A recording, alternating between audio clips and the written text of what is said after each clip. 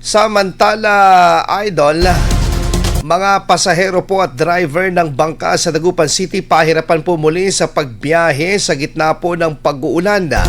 Para sa detalye ng balitang yan, kasama naman natin Idol Joanna De Vera. 104.7 IFM Report.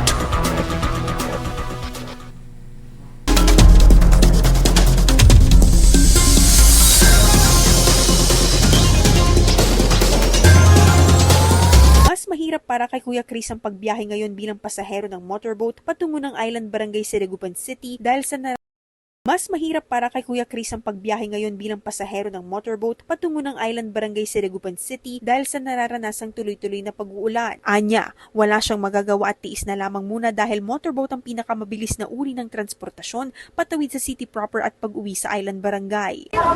Wala. Kung dalang pa rin madam.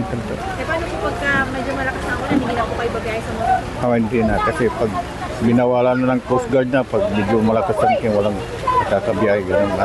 Nag-iingat na rin lamang ang mga pasahero sa pagsakay dahil madulas ang ilang bahagi ng daanan at nagdadala na lamang ng payong at kapote upang hindi mabasa sa oras na abutan ng ulan sa gitna ng biyahe. Ang ilang bangkero rin, hirap ngayon sa kanilang kikitain dahil matumal umano ang biyahe. Tulad na lamang ni Kuya Edgar na naabutan namin naghihintay ng pasaherong tatawid sa kabilang bahagi ng ilog. Meron pero madalang. Naabot ko lang isang oras mahigit bago nakaroon ng pasahero kasi walang pasok, buulan. Sa ngayon, tuloy ang biyahe ng mga motorboat at disagwan na bangka para maihatid ang mga pasahero papunta sa city proper at pabalik sa kani-kanilang Island Barangay. Kasama mula dito sa IFM Dagupan, ito si Idol Joanna De Vera, Tatak IFM. IFM News. IFM News. IFM News.